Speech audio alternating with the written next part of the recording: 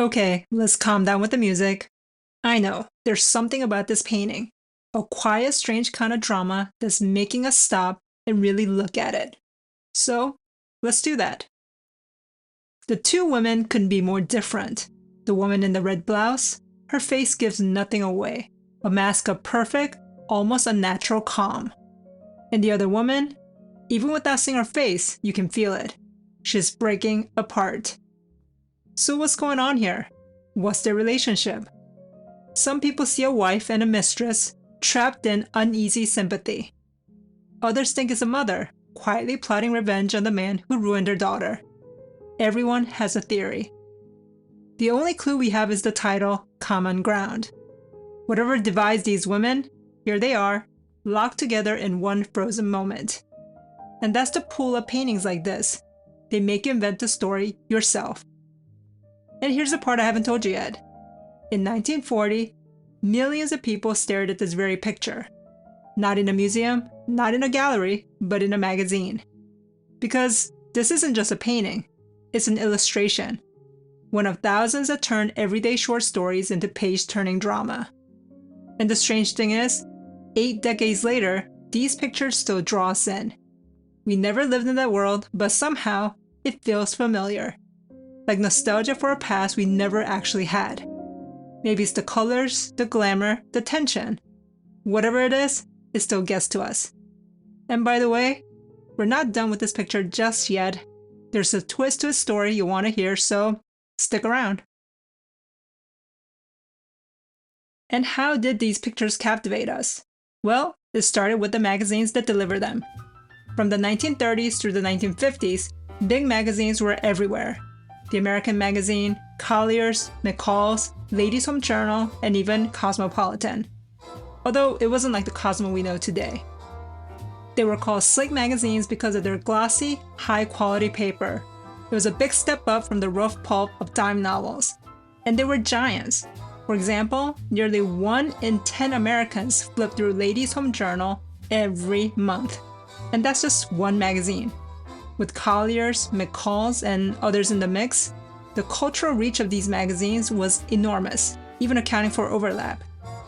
At about 35 cents an issue, which is around $7 in today's money, it wasn't exactly pocket change, but still affordable. So a slick magazine was a small luxury millions of middle-class households could justify every month. For a lot of people, especially women, this was their entertainment. Before television and before streaming, you got your drama in print. And to hook you, the stories needed illustrations that could stop you mid-turn of the page. This wasn't pulp, no lurid monsters or dime store detectives here, but it wasn't high art either. These were the images that spoke to middle-brow America. Dramatic, a little glamorous, and impossible to ignore. They were in many ways the Netflix of their time, a shared habit that captured the country's imagination. And who created the pictures that fueled that habit?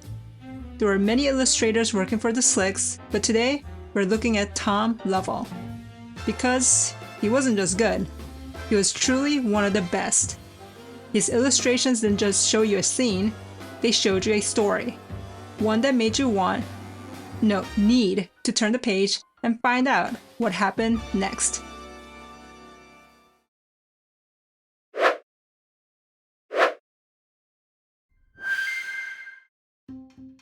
A young couple is frozen in a moment of quiet tension. The young man looks like he's just pushed back from his work, ready to step forward. And the young woman, a warning in her eyes, pulls him back. And curiously in the background is a gray-haired woman slipping on her coat with her back turned. What's happening here? A little family drama after a mother-in-law's visit? This is another illustration by Lovell. Calm on the surface, but charged like something unsaid is hanging in the air. I couldn't get a hold of the magazine with this story, but the title of this illustration is The Disappearance of Mary Drake. I don't know who Mary is, though my guess is the young woman, but honestly, it almost doesn't matter. Because after reading through dozens of these old magazine stories, I've realized something. The illustrations were often the most compelling part. Writers gave you the words, sure, but illustrators like Tom Lovell gave you the moment you couldn't look away from.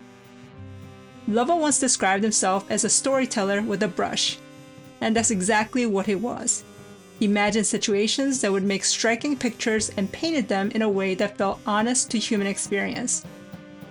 He trained at the College of Fine Arts at Syracuse University, graduating in 1931 in the middle of the Great Depression. His first professional gigs were in the pulps, cheap, rough paper magazines full of westerns, mysteries, and sci-fi. It wasn't glamorous, but it taught him how to pack an entire story into a single frame and to do it fast. During World War II, Lovell served in the Marine Corps Reserve, illustrating for Leatherneck and the Marine Corps Gazette. Those assignments gave him a portfolio of bold, dramatic images, sharpening his ability to make a single image carry the weight of a whole narrative. By the late 1940s, Lovell had leveled up to the slick magazines, and his style had matured into the polished realism you see here. He didn't paint the quiet beats, he painted the second before everything changed. The unexpected guest, the midnight phone call, and the moment when the room went still. That's why his images stick with you. They're not just illustrations, they're promises that something big is about to happen. So how did the illustrations actually work within these magazines? Many of the stories were serialized. Prestige dramas deliver one chapter at a time. Take Mrs. Parkington, for example, featured in Cosmopolitan in August 1942. By today's standards, the story feels a little slow with lots of digressions. And honestly, I could probably take a decent guess at where the plot was headed, but when I got to the end and saw this, I groaned. Not because I didn't care, but because I did. Readers in the 40s must have felt the same way. This was their drama, and they'll snatch up the next issue the second it hit the stands. What surprised me most digging through these issues though is how often the illustrations didn't show the big defining scene. Sometimes they highlighted what seemed like a passing moment, a minor exchange or a quiet glance. But staged by artists like Lovell, those minor scenes had an intensity that made you stop, stare, and then hunt through the story to find out what was going on. Before you knew it, you were reading a story you hadn't even planned to start. And then there were the titles. In 1954, Collier's ran this story. Seriously, what a title. And then it was paired with this illustration by Lovell, a horse in a family's front yard. And then you knew, you didn't stand a chance, you were reading that story. And honestly, that formula hasn't gone anywhere. Cliffhangers, striking visuals, a story you just have to follow. It worked in 1945, and it still works today. As you can see, we're not so different from these readers in the 1940s. We binge shows and scroll through reels for the same reason, to feel something bigger than our day-to-day lives. That's what these images did so well. They romanticized the ordinary. They took familiar emotions and turned them into something cinematic, something you couldn't look away from. Take one of Lovell's best-known works, an illustration titled Blackmail. In the foreground, a woman stands in the shadow against the dark wall. She's every bit the image of controlled glamour. Her tailored green dress and matching hat are immaculate, and the black gloves finish the look. But she seems tense, and her furtive glance indicates that whatever she's doing, she doesn't want to get caught. Probably by the man in the well-lit room in the background.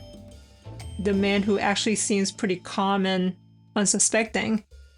And the thing she's holding so guardedly is a telephone book. Just a telephone book. And that's the brilliance of Lovell. He could make the ordinary thrilling. He turned a quiet suburban home into a stage for intrigue. She could be a spy, or she could be a nosy neighbor. And you as the viewer are left caught in the tension of that single charged instant. And for readers back then, it was wish fulfillment, stepping into a world where even everyday drama felt glamorous, where emotions ran high but were beautifully staged. And for us today, maybe that's what still hooks us. The world has changed, but that pull, that mix of curiosity and tension, is timeless.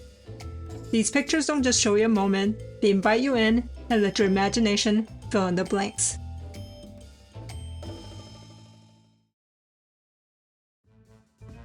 This golden age of illustration stretched from the 1890s through World War II. For decades, painted images weren't just decoration, they were the bait that sold magazines. By the mid-1950s, the tide began to turn. Photography had become cheaper and more accessible, and magazines quickly adopted it. Painted scenes, no matter how skillful, started to feel old-fashioned next to the immediacy of a photograph, and readers craved the sense of real that photography brought. Tom Lovell, ever adaptable, pivoted. He left the melodramatic living rooms behind for Western and historical art. Cowboys, battles, and most significantly, the lives and histories of Native peoples. His interests dated back to high school, when his 1927 valedictorian speech spoke about the mistreatment of Native Americans. By the 1960s, he had settled in Santa Fe, where his mastery of dramatic, precise storytelling earned him National Geographic commissions that brought history to life, from Viking settlements to the world of Alexander the Great. And those illustrations once brushed off as lowbrow? Today, Lovell's original paintings, the very ones behind those suburban dramas and domestic cliffhangers, are highly sought after, selling for tens of thousands at auction. They're not Van Gogh prices, but it's clear now what millions of readers knew back then. These pictures were the real deal.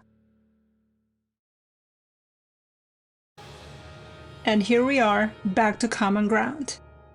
After all that guessing, the theories about wives, mistresses, mothers, and daughters, the story itself was far simpler, though no less tragic. There was apparently a telegram, and it carried the news of Carl's death.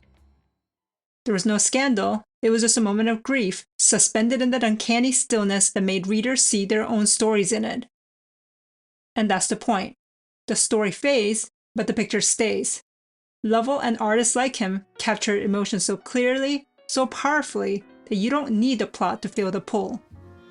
These images are part of our shared visual history. Nostalgic, yes, but also windows into the hopes, fears, and fantasies of an America that's gone, but still strangely familiar. So if you got an attic full of old magazines, or a library nearby that keeps them in their archives, go take a look. You'll probably find more than you expect, and if you spot a Lovell illustration, don't toss it. It might not be worth a fortune, but you can still revel in a moment of quiet, familiar wonder. Thanks for stopping by, and see you next time.